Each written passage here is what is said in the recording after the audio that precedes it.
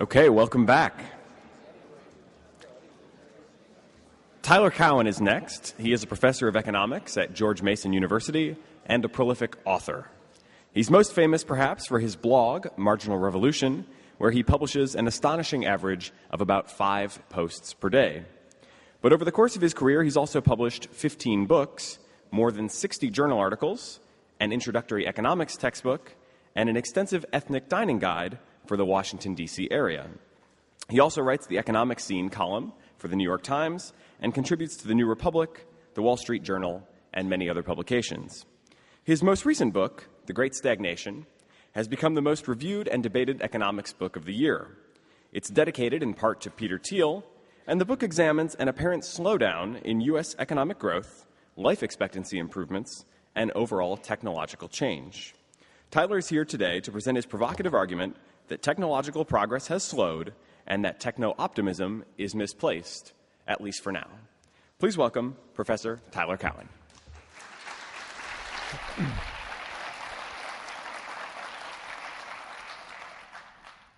Thank you. It's very much an honor for me to be here. I'm going to get to some numbers in a bit, but I'd like to first talk about the modern world, what kind of world we live in, and how it's even possible at all that there could be a great stagnation. So this is a slideless part of the talk. But what are some of the things that have gone wrong or that have been harder to improve? The first idea I came upon when thinking about the great stagnation is this notion of the plateau, that there are some things at certain margins, it's simply hard to improve them a lot more. So I think sometimes about my sofa at home.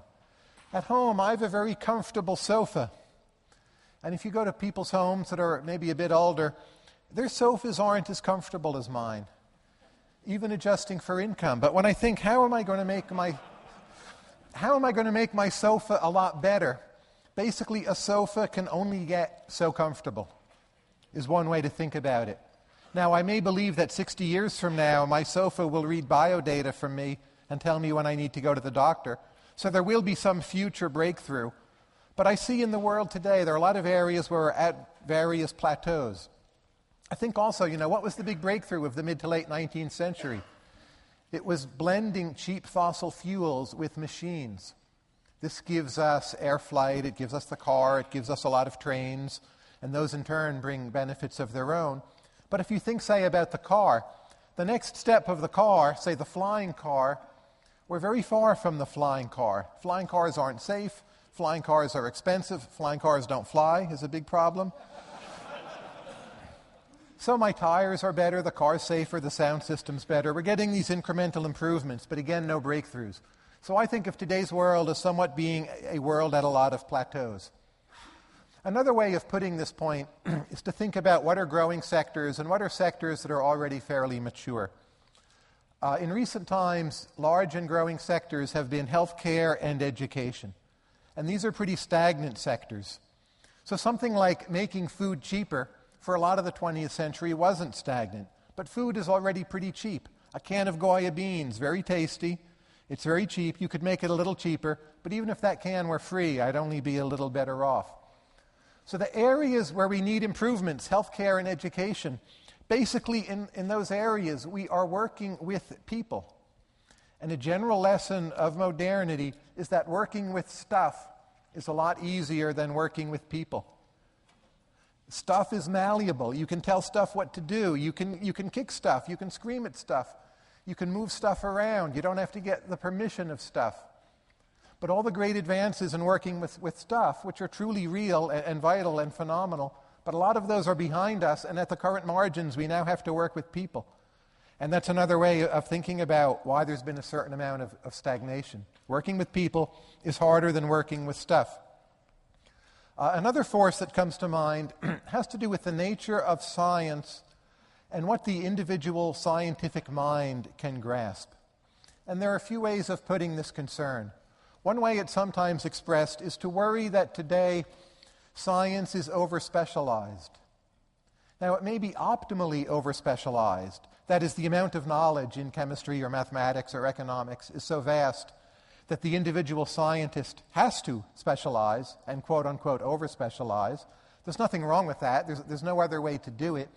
But it still could be we're at a margin where the individual scientific mind in a lot of areas cannot very easily grasp the whole. And that makes it harder to produce big advances. So I contrast this to the mid to late 19th century culture of the inventor, in his garage, banging out something, and really understanding every step of the process. And I think when the individual human mind can oversee a bigger part of something, it could be that innovation is easier. There's an extreme version of this point, and that's to worry that perhaps today we're on the verge of a state of affairs where individual minds no longer grasp science. So I don't think we're quite there. So if I think of economic models, the smartest economists, and even people not that smart, can understand our best economic models. Maybe they're not very good, but we can understand them. We know how they work, we know how they tick, we know how the parts hang together.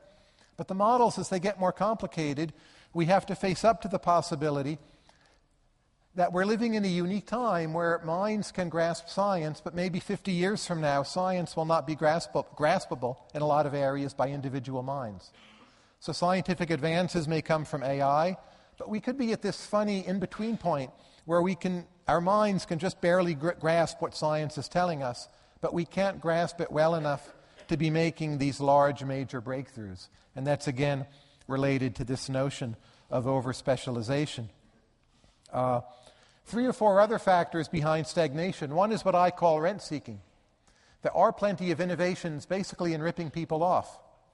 It may depend on your politics or the story you wish to tell, but you look at the financial sector, you look at the healthcare sector, you look at the education sector. In this country, they're all malfunctioning. They're not necessarily that innovative at making our lives better, but they're very innovative at people ripping each other off. You look at politics.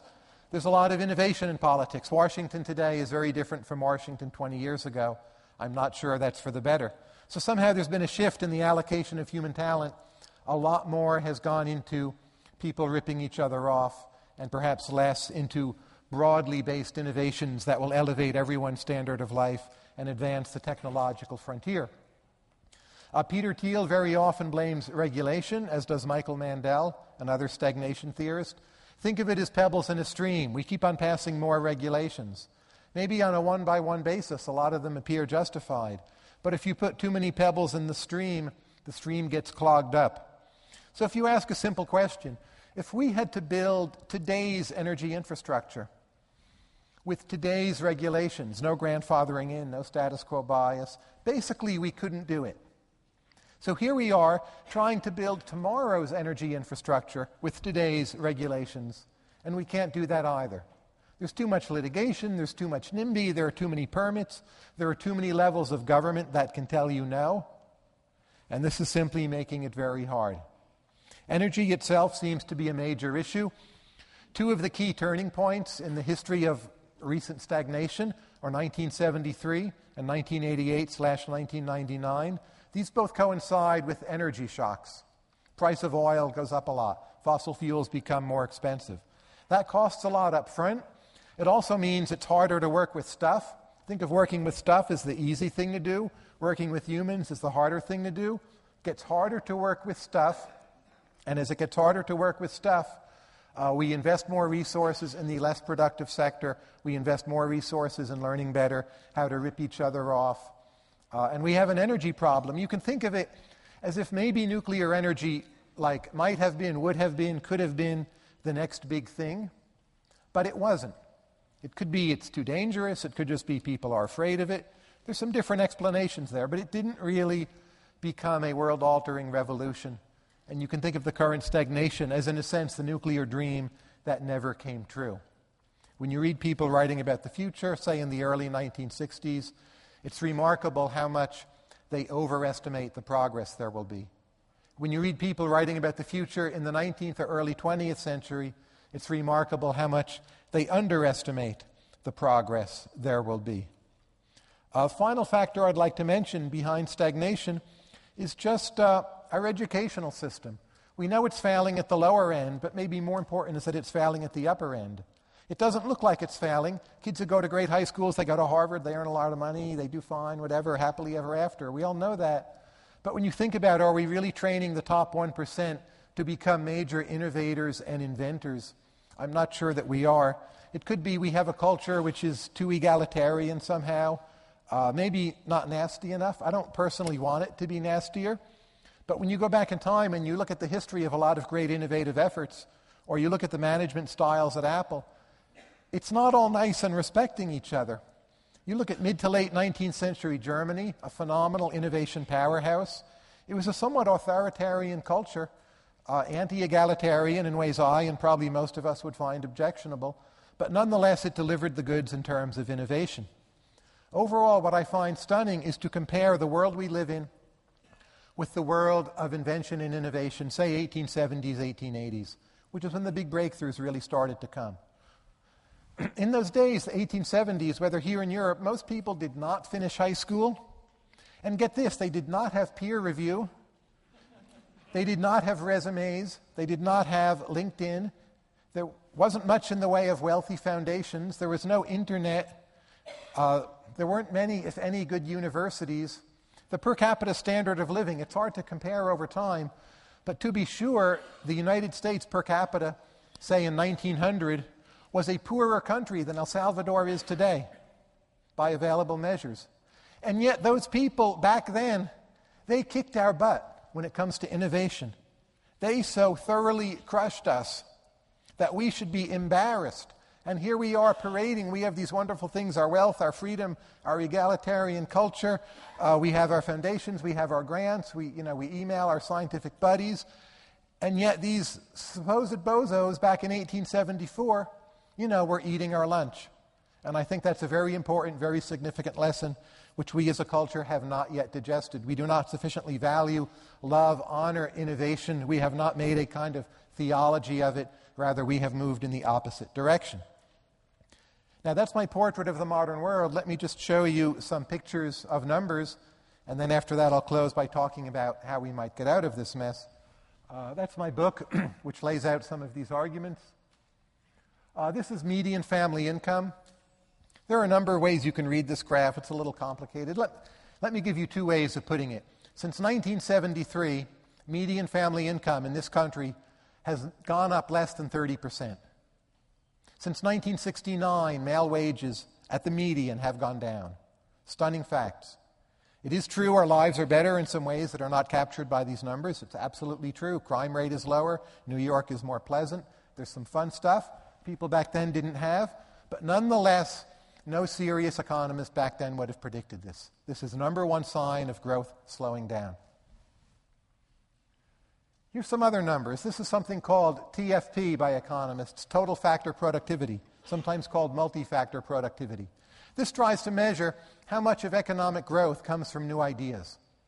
Not how much comes from women working longer hours or someone taking a second job or people saving more, but how much comes manna from the sky, new ideas being discovered or invented. And at about 1973, this starts doing very poorly. This is set up in terms of logs. To make this a little more intuitive for you, say in the best years of the 20s and 30s, TFP was often running over 3%. Every year from new innovations, you'd get like 3% a year falling from heaven into your lap, even if you didn't really do very much yourself. Since 1973, you have an awful lot of years where TFP is about 0.5%.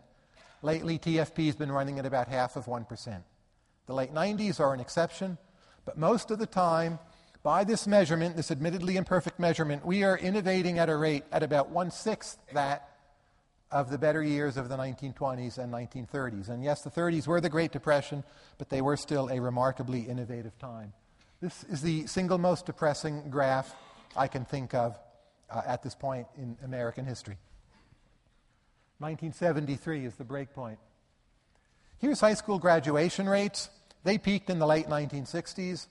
This, to me, says something is badly wrong with our high schools. Again, the more serious problem may be at the higher achievers end, but that's harder to measure.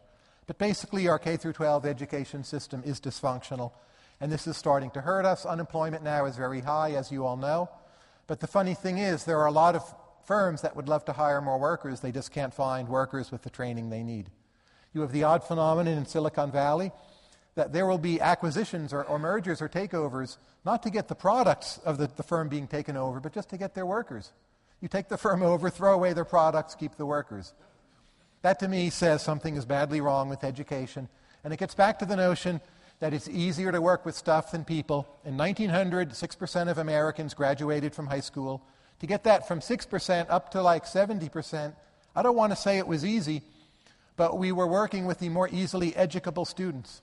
And now we're at the margins of the people who are more recalcitrant or less interested or maybe less intelligent or not brought up in the right culture, whatever the problem may be, but you see it right here on this graph. Job growth by decade, complicated graph, just focus on the bottom red line. That's the new millennium. Zero job growth. It predates the financial crisis. That's a big ouch. Of course, we've had growing population. For whatever reason, the labor market's not working. I would say we have not had enough new things to produce which are really grabbing people's attention. And some of the things we have had just don't take many human jobs to make. I'll get back to that. Ugly graph.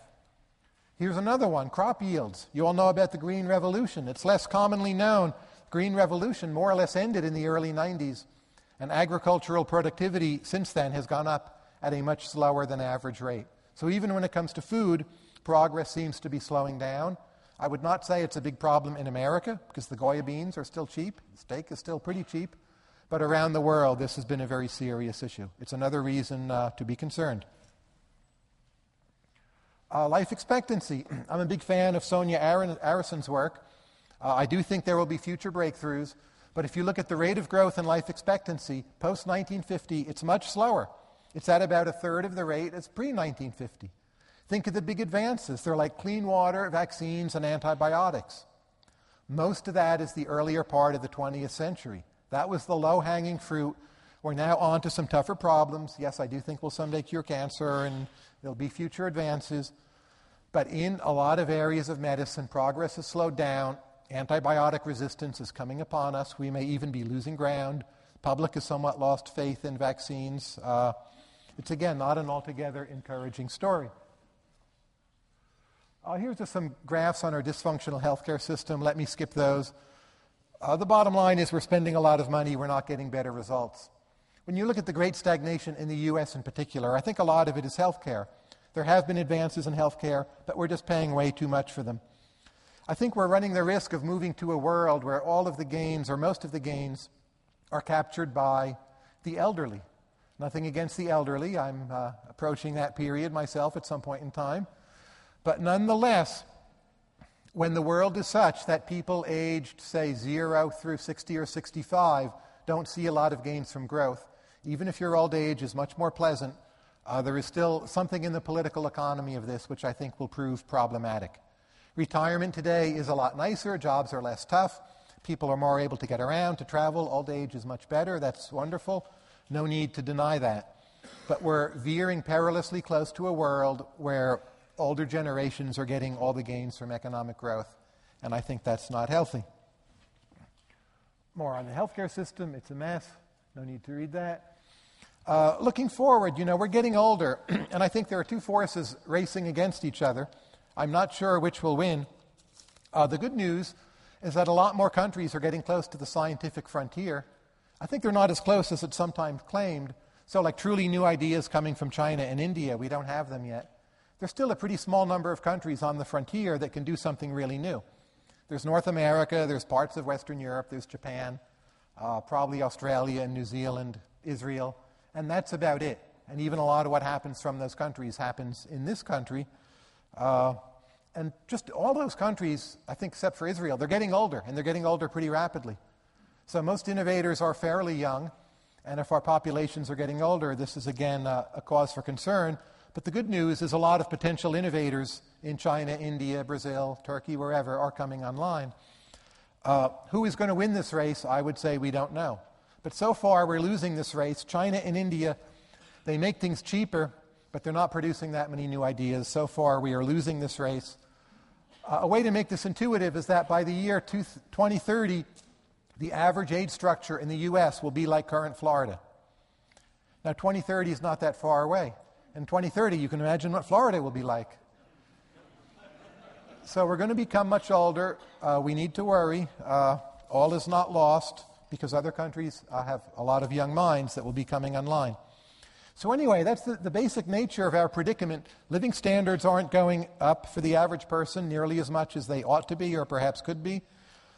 What's my view on how we're going to get out of this great stagnation, which now has lasted almost 40 years?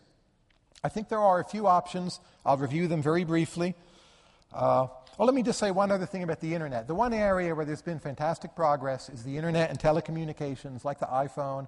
I have one. I bought one the first day. It's great. But basically, that's it. Earlier in the 20th century, you had equally remarkable advances in communications, including radio and TV, and even silly things like typewriters. It was a big deal at the time.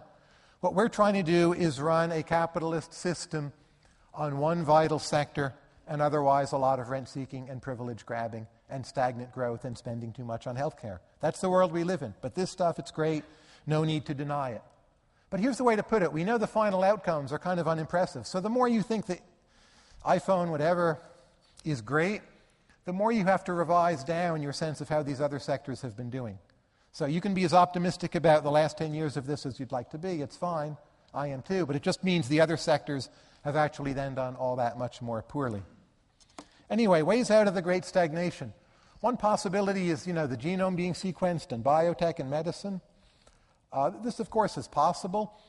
I'll just say, if you go back and you read Business Week 10 years ago, 12 years ago, people then thought it would have happened by now. There was a lot of optimism about sequencing the genome. The science has advanced phenomenally. In terms of marketable products, there's just a trickle on the market. It hasn't happened yet. At some point, it'll happen. But I think of that as an area where it's actually going to be pretty tough. And you see some ways, like obesity, where on health outcomes we're going backwards. So I'm not an expert on healthcare, and I don't deny there'll be a breakthrough, but it's not actually the main area I look to in the next 10 to 20 years. What about energy? I think we could have breakthroughs with green energy, clean energy, maybe some kind of fusion. I think it's far too overregulated. I don't see it happening right now. I actually see some backward progress. Say nuclear power is not very popular. Hydroelectric's not moving forward. Wind, we have the technology. People just don't want to do it. It's up to them, but, we're not really making this happen. Solar, we'll have to see. Again, fossil fuel prices have been pretty high. That says to me solar is not just around the corner. One area for a possible breakthrough, it's not discussed often enough, but I think are drugs. And I don't mean pharmaceuticals. I mean drugs. Like really fun drugs that are safe and not low social status. But I actually worry about this. There's, again, a kind of implicit race, drugs against tech. We're all focused on tech, but I'm worried that drugs will beat out tech, and there'll be all these fun drugs which are safe, and 2 generations from now, they'll be way too popular. Maybe people will be happy. Maybe I shouldn't worry. I don't like it aesthetically. I want to see tech beat drugs. I'm afraid drugs are going to beat tech. So drugs could be a big winner. I'm afraid of that. I want to see a great stagnation in drugs. The most likely area is artificial intelligence, where I think you see on-the-ground successes now. I don't think they're quite the things you might pull out of science fiction movies. A lot of them are pretty prosaic. But I think it's here. I sit down, I play chess against Ribke, and Ribke beats me every time. And that's been the case for a while. And when you go back to the 1970s and read skeptics like David Levy on computer chess, they thought it would be very, very hard. It turns out we've solved a lot of those problems. We have algorithms which work now. Google is a kind of AI. Match.com, Netflix are all using AI. The notion that AI will be embedded in things that work. It may not look like AI. It may not be that you ever marry a robot or whatever in that direction. But I think you can tell a pretty convincing story about AI that doesn't require a major new breakthrough, but simply further improvement of what is already working and already influencing our lives. I think what that future will look like will be very interesting. In the last few months, I've started a book on it. In this book, I'm trying to bring together ideas from economics, ideas about chess and the practice of chess. There's that famous Soviet saying, chess is the Drosophila of artificial intelligence, meaning that's where things happen first. So let's look to chess to see how AI is actually going to work. Because Ribke, Stockfish, Houdini, all those other programs, they're fantastically strong. We all know about the Deep Blue match and so on. To me, this is a reality. It's not utopian fantasy. It's happening now. It will continue to happen. And furthermore, it's not very regulated. You can just do your AI. There's some general business regulations you face, but it's not like trying to build a refinery in Arkansas or something. You can do it. I think in that future it's going to be not a question of stagnating medians, but a question of the distribution splitting. There'll be a polarization of incomes. So a lot of people will be much better off. And then there'll be some people who have to compete against the smart machines. And they could still be stagnant or maybe even be worse off. So the new story will be about not a stagnant median, but rather a splitting distribution with a lot of large gains. And we'll all have to ask the question, which will be the focus of my next book, how can we get as many people as possible into the gaining part of that equation? Anyway, there's time for questions, but that is my quick take on the Great Stagnation. You can buy the book outside, and you can read more of me at my blog, marginalrevolution.com. Anyway, thank you all for listening.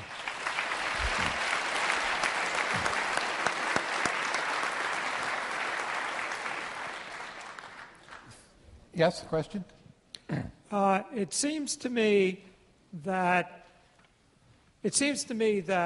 almost every area of stagnation that you described, there is a part of the culture that deliberately works hard to make that stagnation happen. I teach in a college, and the whole deconstructionist, nihilist liberal arts department works really hard to suppress the creativity of the engineers and the architects and the designers. And I think their ideology is winning with the students, and they have produced this nihilist generation. Would it be worth attacking that nihilism?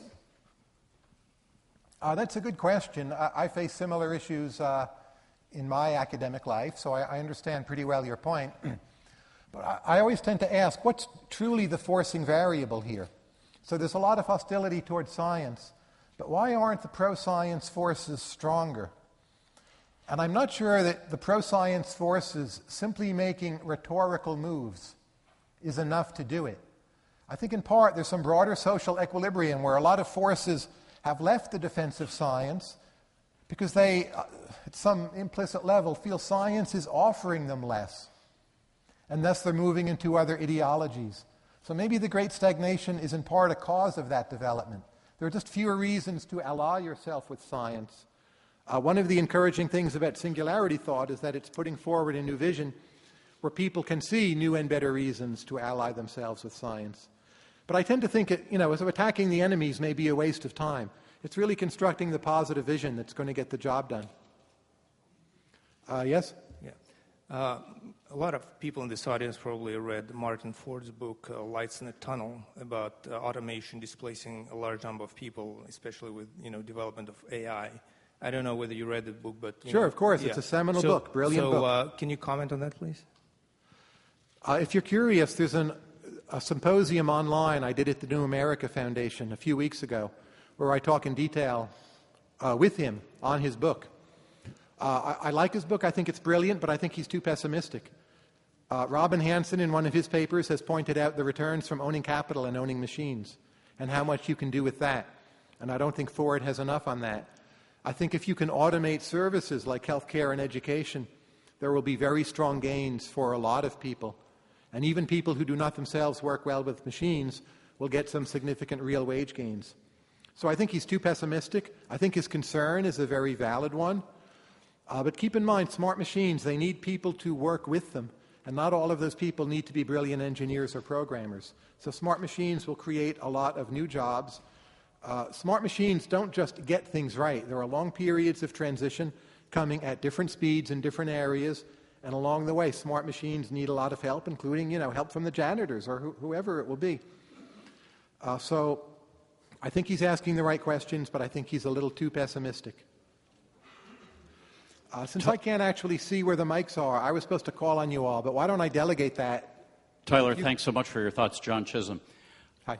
Innovation seems to be one of those things that it's helpful to break it apart into its components, to think about it rather than to view it in the aggregate. Let me suggest 3 components. Number 1, an underlying level of innovation that works by one idea piggybacking off of another, that it seems to me is undeniable that this is continuing to increase today as a result of the internet, the easy sharing of ideas, and is part of a trend that's continued over millennia.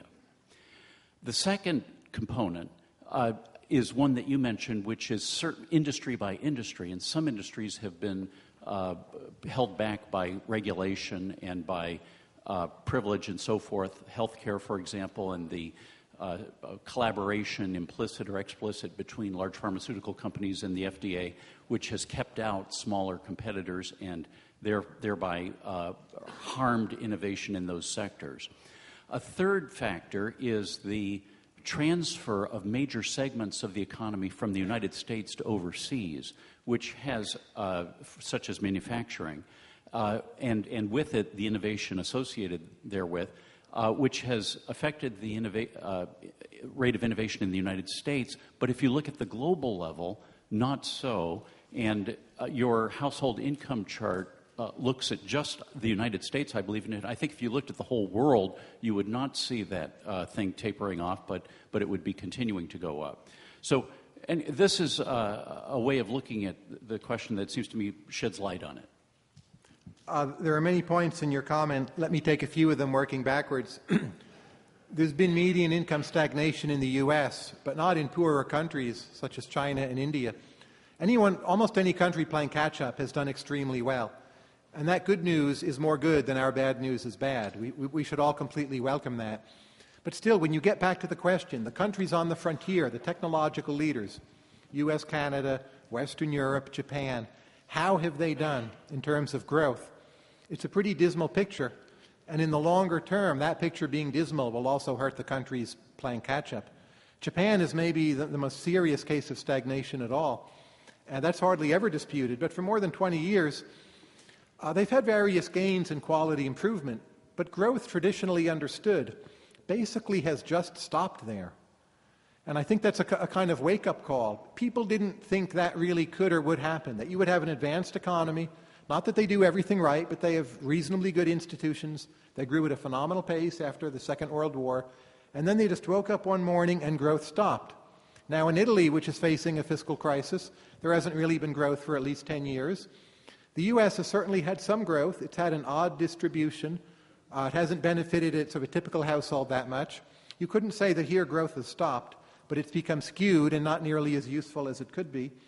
I think that's the way I would portray the picture. You mentioned outsourcing. I think we're at the point where the internet is still quite an immature technology.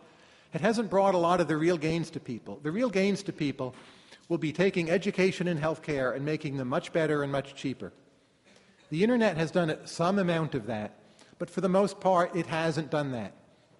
So what I would call the cognitive elite, people in this room, they tend to overvalue the internet because they see how good it is for themselves, and they already have pretty good health care and maybe excellent education. So the internet seems to be this all-important thing, but what the internet really needs to do is put education and health care in order. In due time, I think it will do this. But in the meantime, we're in this funny state of affairs where the internet allows a lot of outsourcing, which creates a jobs and wage issue, without yet delivering the commensurable benefits in the areas of education and healthcare, because the outsourcing is for the making of stuff. The education and healthcare are the working with people, which is tougher. And my view is it's all going to catch up to each other, and we'll get those gains, but I don't think we have yet. And that's yet another way of framing why we've had this problem with median income. Next question, 2/3 of the way back on the left. Okay. You mentioned energy. I'd also like to point out that I expect there to be immense gains, technological gains coming out of China in terms of public transport, especially high-speed rail, because they're able to implement systems we can only dream of. Also,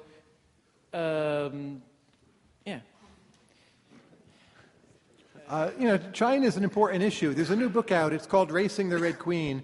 It's an excellent book. Basically, it argues, it's not written by a China pessimist. The author says China's doing pretty well, but they're just much further from the frontier than you think.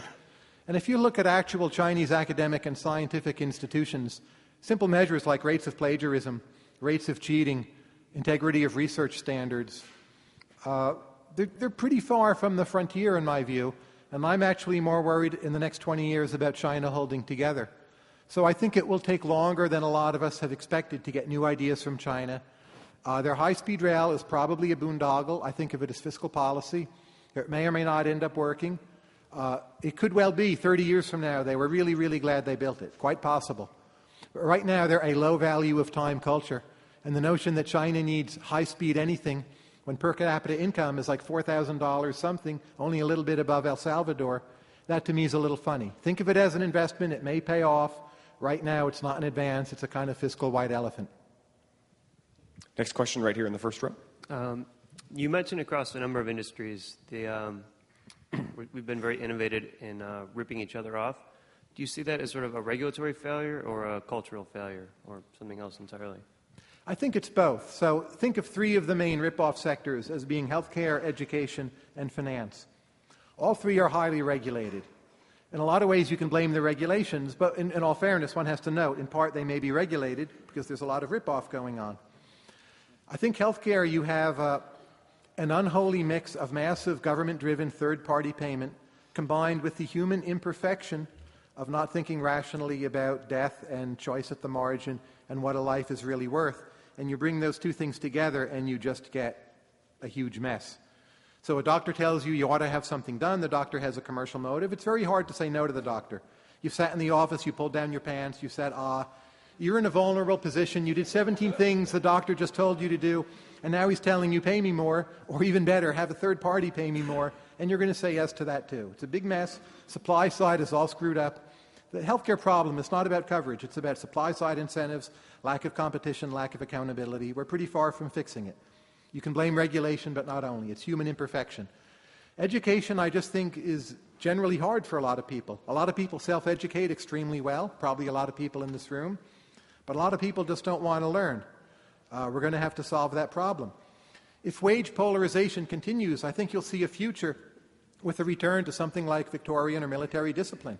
That a lot of parents will say to their kids, our II program, read your schoolwork, did not pick you as an obvious future winner, and we're going to send you to boot camp. Because the wage difference between being a good conscientious worker and being a failure is now so huge, bye-bye for 2 years, go to boot camp.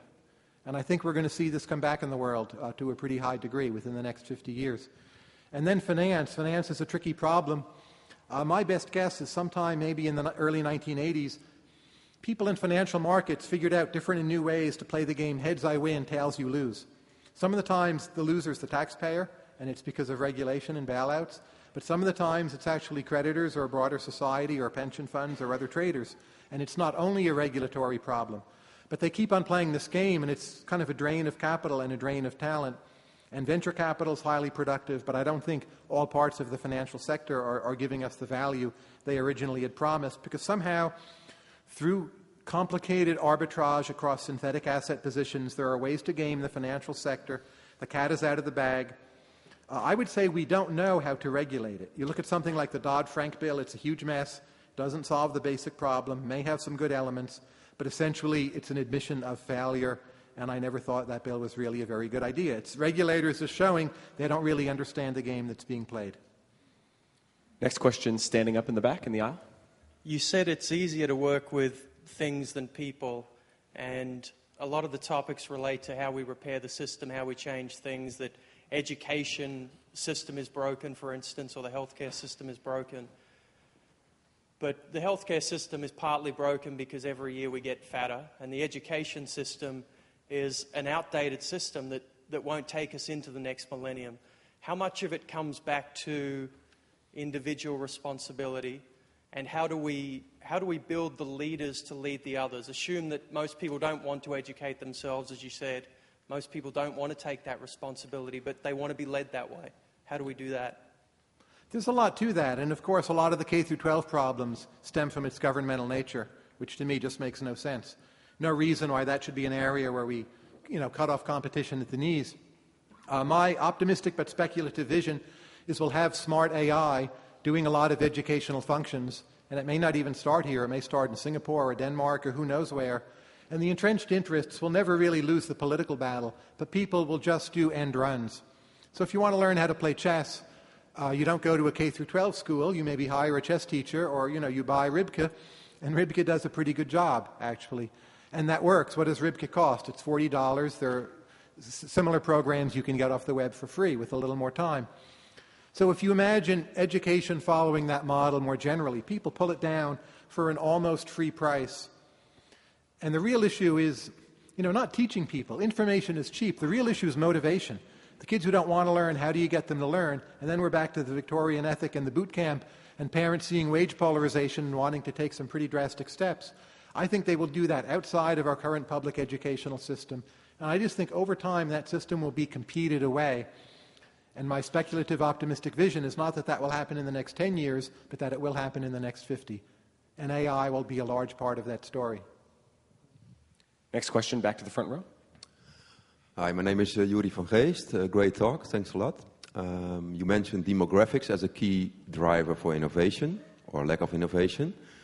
Totally agree. But maybe on top of that, what about the psychological and social cultural drivers of innovation? For example, right in the West, we are already quite rich, so we don't try as hard as the South, for example. So isn't that one of the key motivational issues at hand, or what are your thoughts about that? Well, maybe we've gotten soft or lazy or complacent. That's possible. It's a little hard for me to measure. I still do see, the wealthier nations are the ones at the frontier, and when something happens, that's where it tends to happen. Silicon Valley is a pretty well-off place, and the people who do well there could have just coasted in some other job and pulled in 80 or 120,000 and, had quite good lives, and they didn't do it. So I think the potential is there for these cultures of innovation. And you have one now in Silicon Valley. It's very live, it's very vital, it's very important. We just haven't built enough of those. But I'm not convinced there's anything in modern culture which is making it impossible to build more. Modern culture is pretty flexible, it's pretty diverse. There's a lot in it that's anti-innovation or neutral or doesn't care. That's okay. It seems to me diverse enough, you can pull out enough elements where you can build a pro-innovation, pro-science body of thought, emotions, almost a kind of theology. So again, there I'm cautiously optimistic, but I have to look at my own data and say, Silicon Valley aside, there aren't enough cases where we've really done it, for sure. Back left, 3 from the aisle.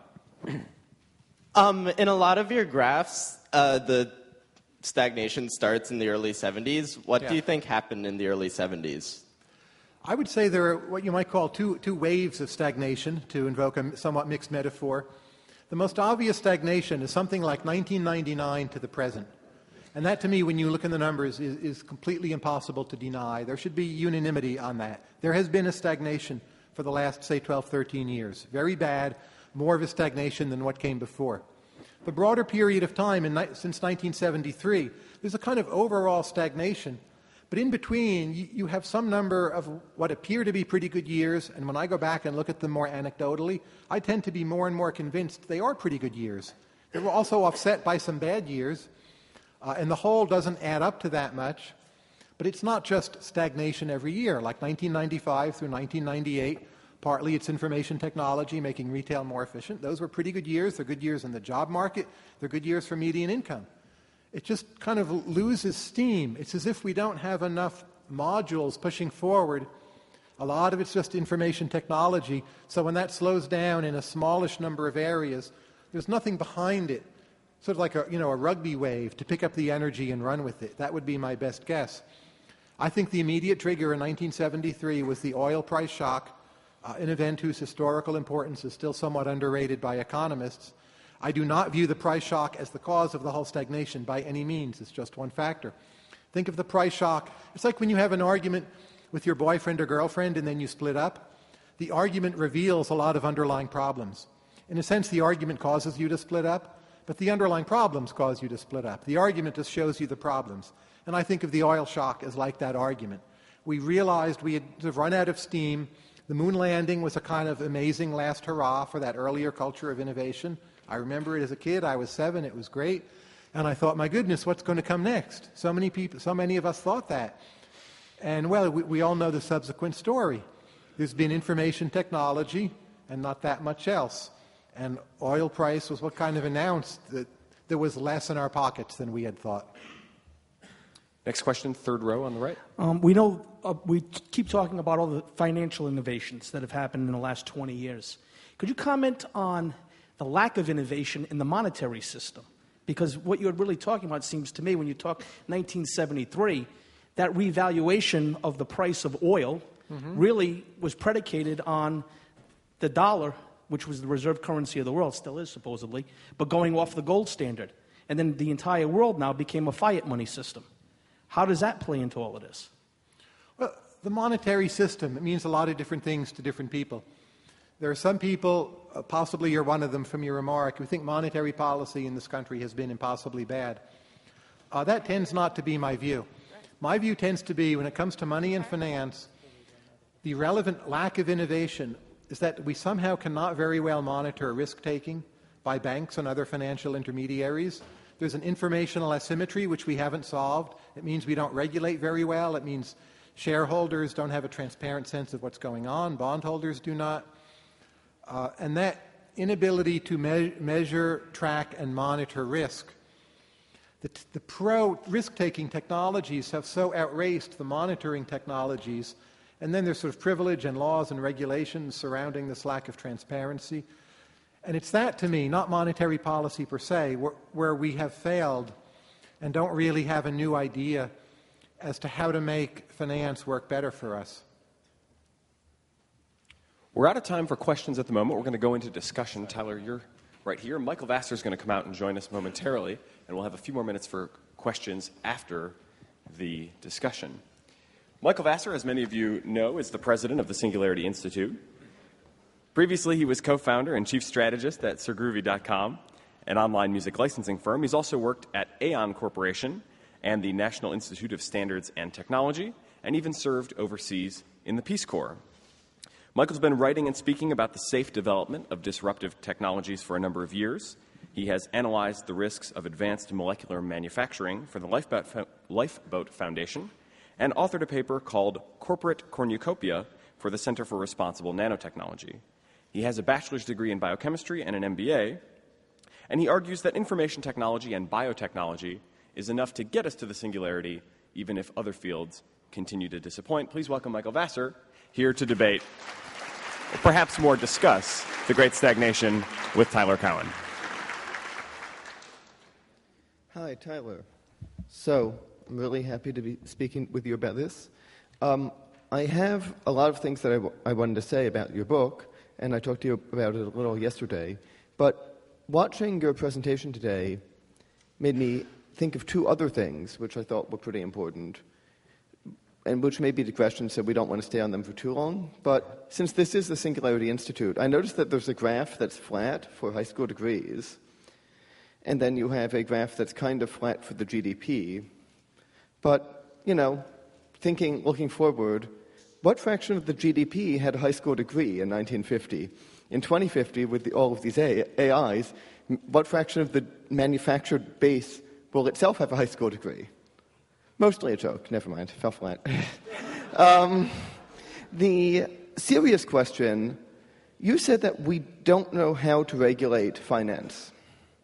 And Dr. Wisner-Gross earlier on said something along similar lines. He sort of suggested that he sees this big, complex system that is the financial world and the AIs that it uses, etc., as basically being an intelligent, more powerful than humanity system.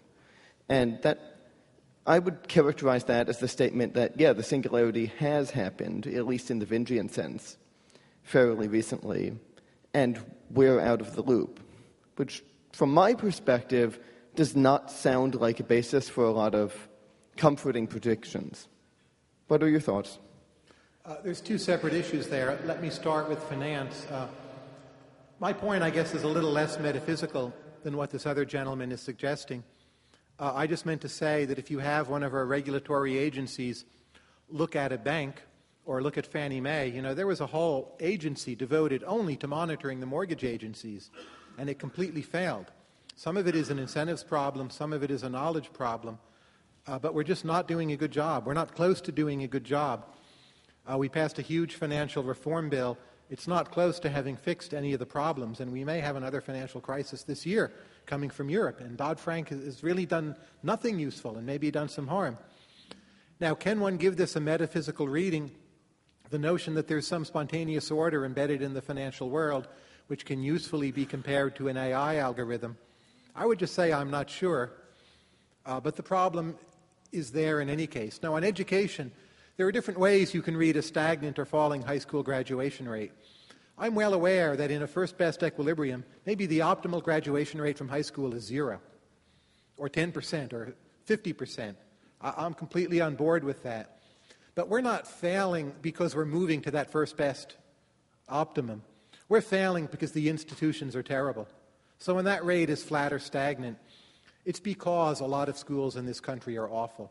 So even though maybe in the longer run that rate should be much lower than it is today, sort of the proximate goal really should be that kids finish high school and are employable. And right now a lot of them are not.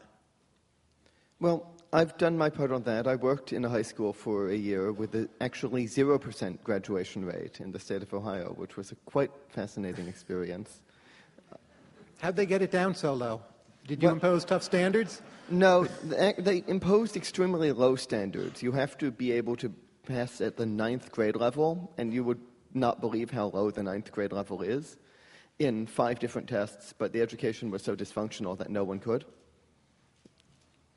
Anyway, yeah, so we do have about as many people in this country in prison as have PhDs. Like, probably half the people you know have PhDs. There's an equal number of people for whom half the people they know are right now in prison. Fun to think about. Quick interruption. If Scott Brown and Dilip George are in the room, you're wanted at your press conference. So go there. I have a question for you, Michael. I'll pose this and you can get back to what you want to say. And I came to this idea from talking to you.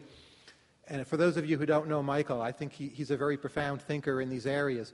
But I've been pondering the notion that we could use future AI plausibly near to us to monitor ourselves and make big behavioral improvements.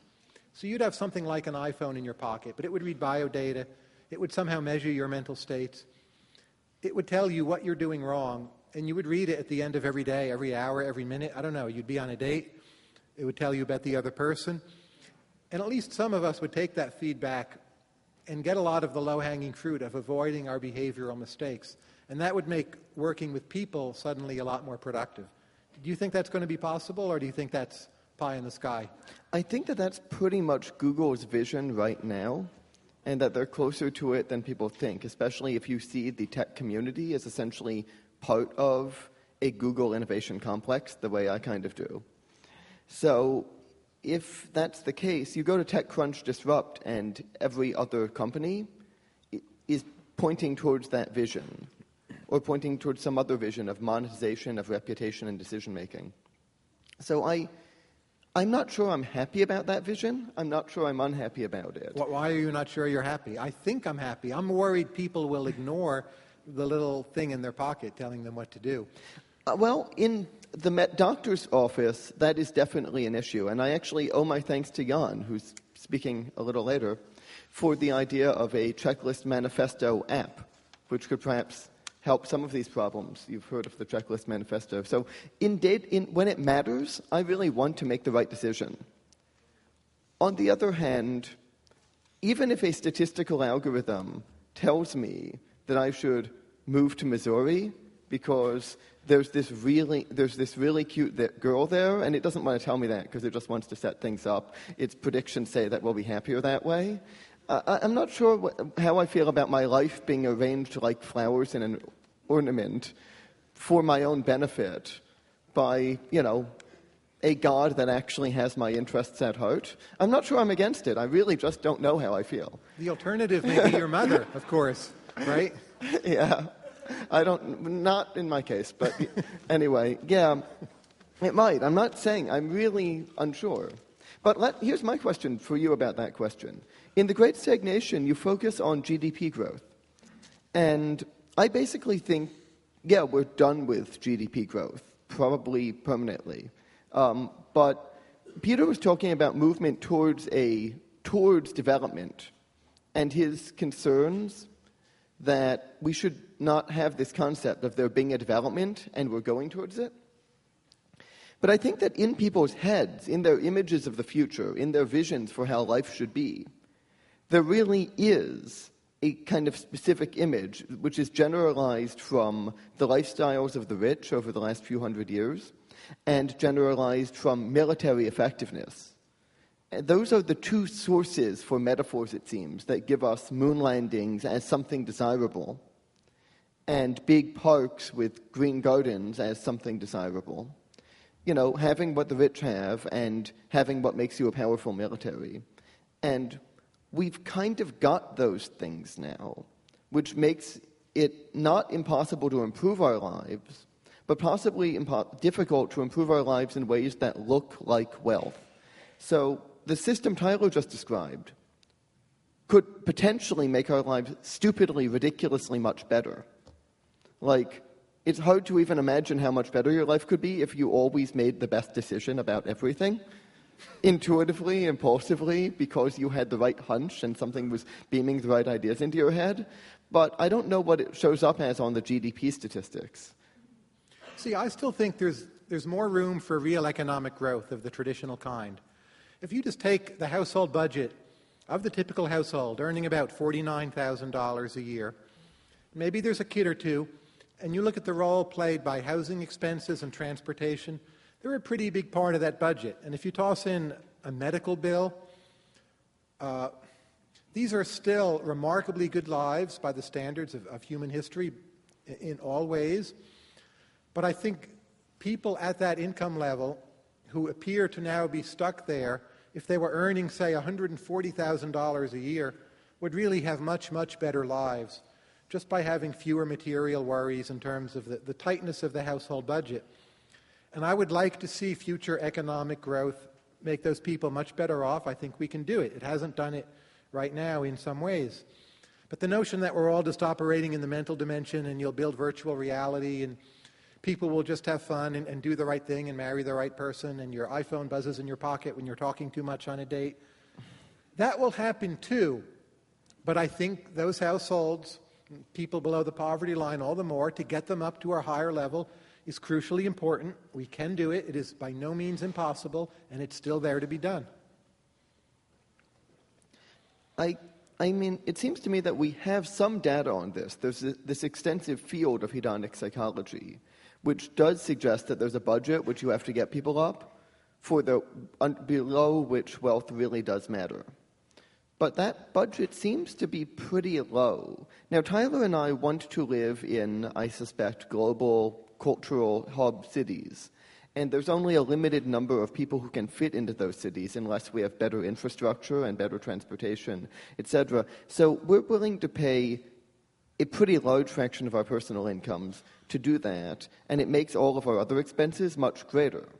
But that's kind of a Red Queen's race. That's kind of a zero-sum thing unless we get pod cars that transport 25 million people within a 10-minute commute of, downtown Manhattan, which would be awesome. And I'm totally in favor of that sort of 20s vision of economic growth, if anyone can figure out how to deregulate and make it possible. But I think Tyler might call that a prestige project. I mean, it's like the Chinese high-speed rail thing, only more so. I don't want to accept what Michael is calling the hedonic psychology results here. For one thing, recent papers by Daniel Kahneman and Justin Wolfers, they imply you still get happier as your wealth goes up, even past the point where we used to think it flattened out. I'm very struck by how, until about 2 years ago, people who did the hedonic psychology result, they would always use the same example.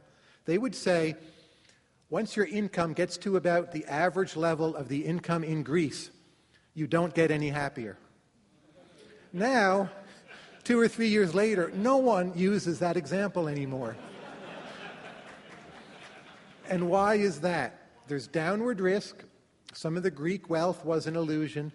But also, when you do it backwards, you take a person earning, say, $160,000 a year, not all of that is converted into happiness. A lot of it is ordinal values which you turn into pursuits. They may not make you happy, but in abstract sense, you strongly desire that they be there.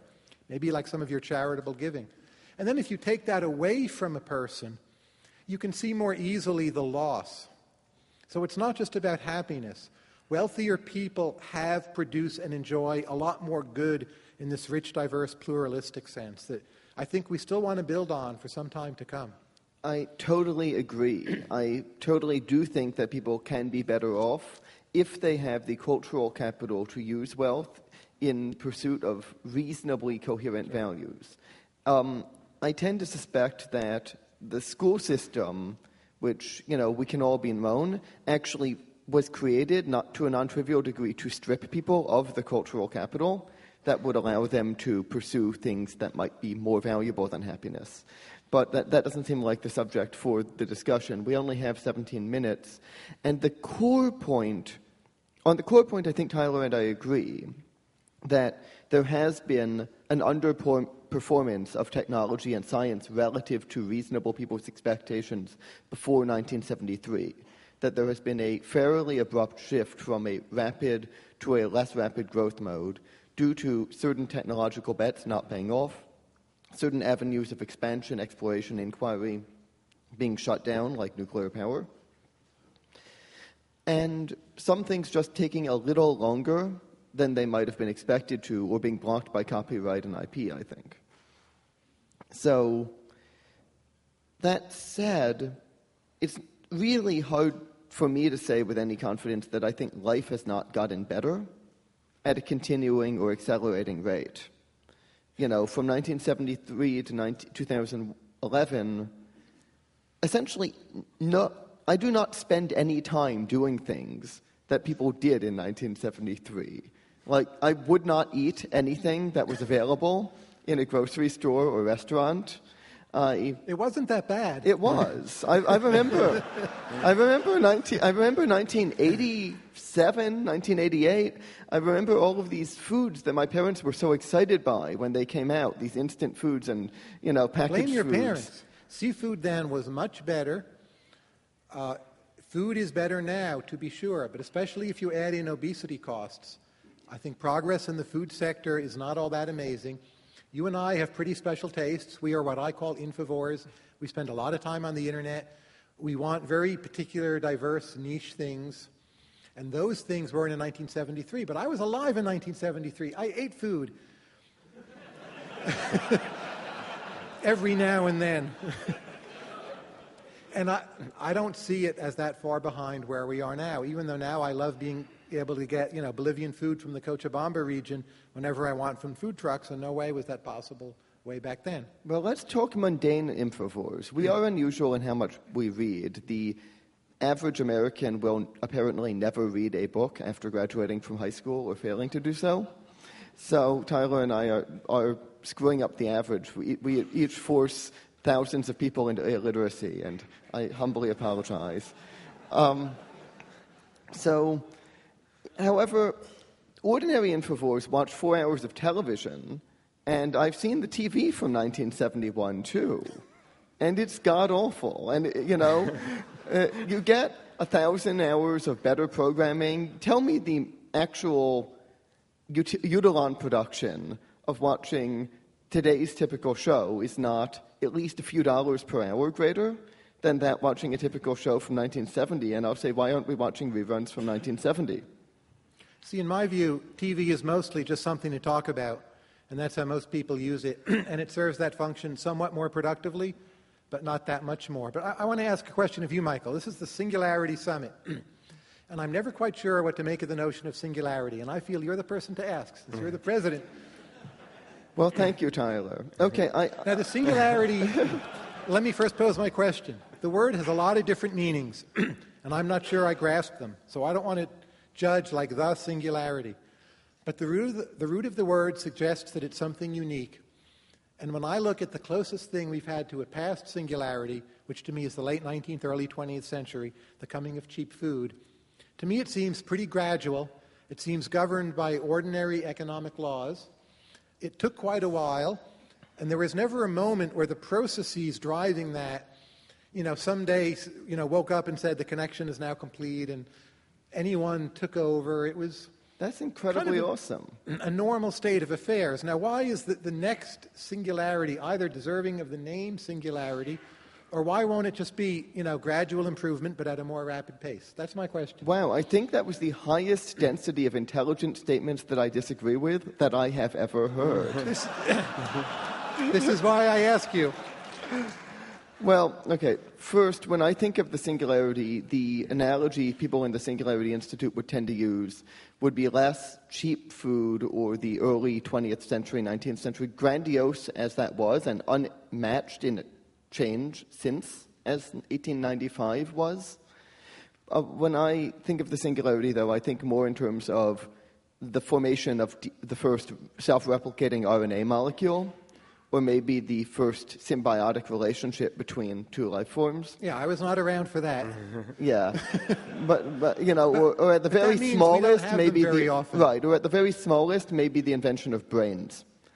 These are like little things. So it's a low frequency kind of idea. Yeah. Okay, but if it's that low frequency, how easy is it to study or predict? Oh, that's great. You can predict all sorts of things, even if they have very low frequency. Like the primes. They become infinitely rare if you wait long enough.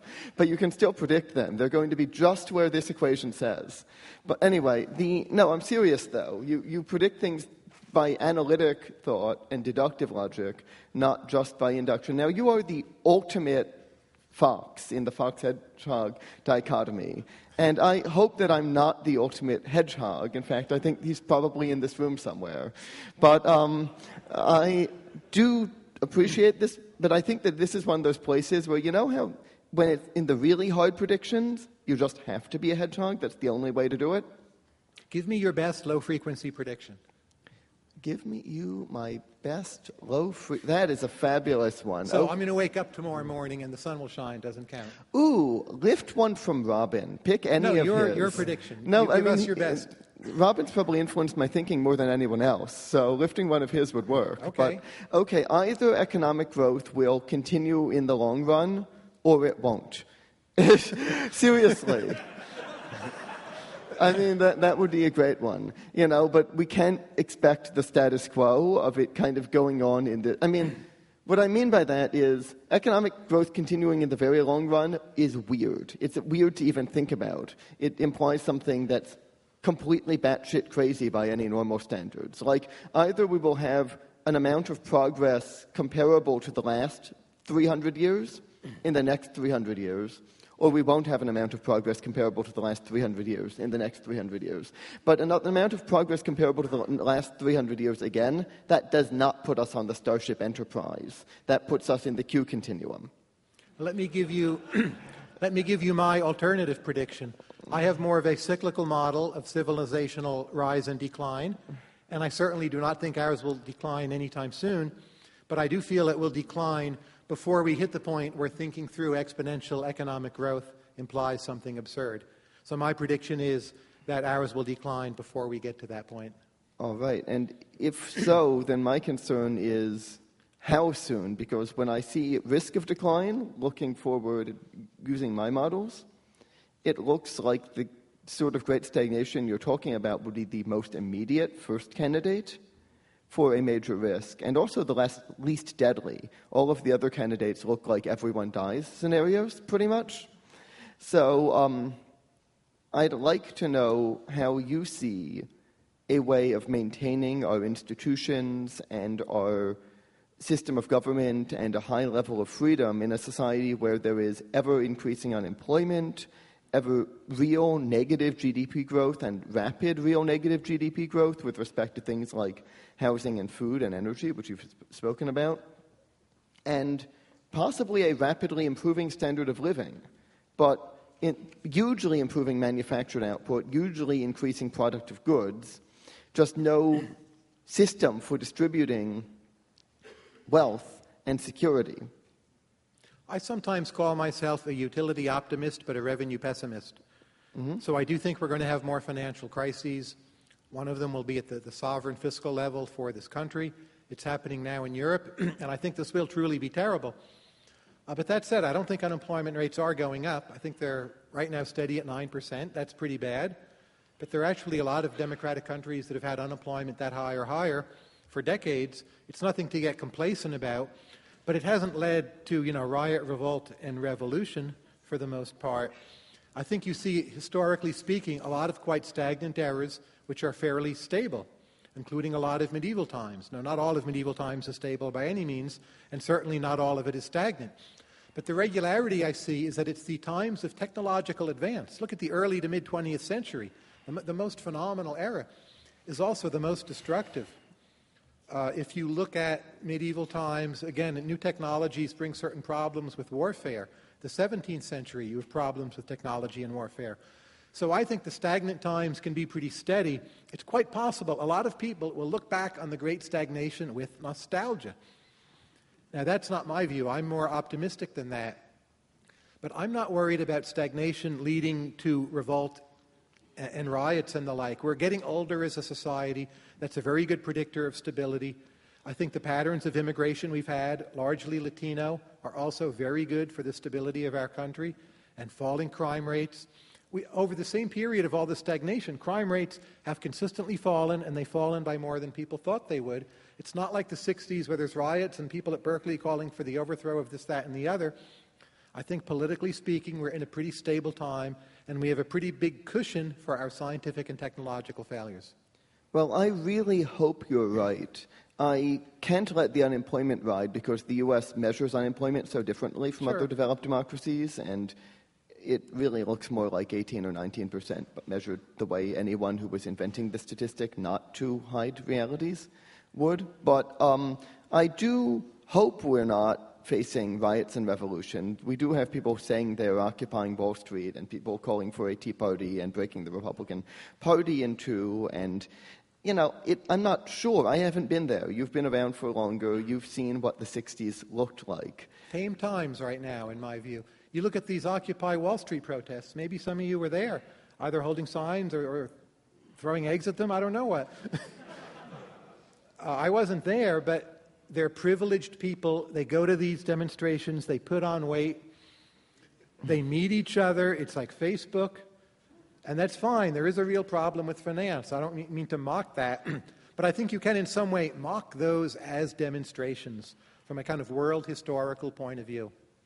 All right. Well, I really hope so, and I think it's probable that you know more than me about that sort of thing. On the other hand, when we're talking about the longer-term question of what is the singularity, I probably can help you, so let's work on a few meanings. Let's go. Right. The first meaning that I focus on is the one that Werner Vinge used back in 1990 and 1992 in an essay that he gave about how his crystal ball clouded up between 2005 and 2030. So in 1990, Vinge had this utterly astounding track record of predictions and predictive science fiction that really was trying to depict realistic worlds and which matches the world we live in a lot of ways really well. The best anecdote I have is story written around 1971-72 about a CGI movie of The Lord of the Rings being the best picture of 1997 or 1998. But I mean, this is back before anyone had heard of CGI. So I think that he's got a lot of merits. His first story, Run, Bookworm, Run, was essentially about a chimp with Google as a threat to world stability. With like fully integrated brain-machine interface, neutrino-based Google, but still. Anyway, so basically what he was saying is, I've got a long track record of building a realistic model of how the world works and how it's going to change by looking at technologies in the lab, by looking at technical trends, looking at what governments do, the economic logic of these technologies, etc. And that lets me predict 2005, but every year that passes, it lets me predict less far into the future. It kind of looks like it's 1990 now, 2005 is 25 years away, or 15 years away. It kind of looks like by 30 years from now, by like 2020, 2030, I won't be able to predict any distance into the future using this method that works pretty well right now. What the?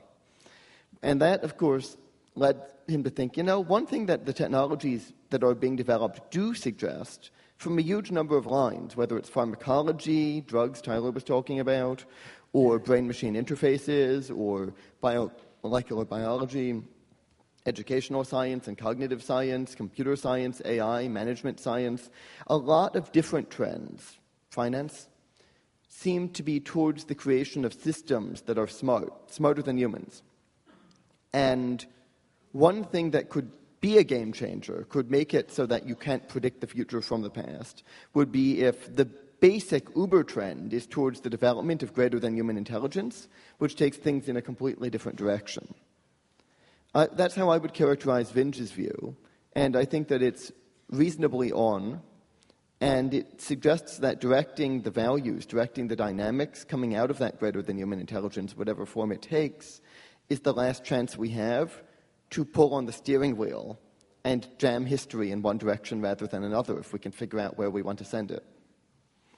We're almost out of time. I would just like to know, Michael and I both wanted to approach this as rational Bayesian agreeers, taking into account that the other person might be right and we might be wrong. I don't know how much we've realized that, but we do hold to this as an ideal. This is yet another example of the influence of Robin Hanson. And the important point, I think, is belief in the powers of individual human reason really is a very significant idea.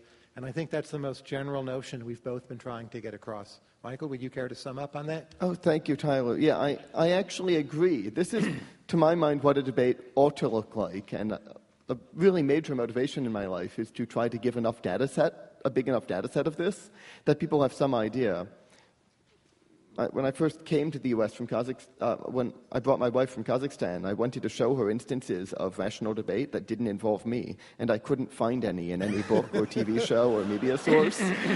And I looked pretty hard, so I thought I should fix that. Well, let's hope we can do this again and build up that stock. I hope so. Thank you all for listening. Thank you, Tyler Cowen and Michael Vassar.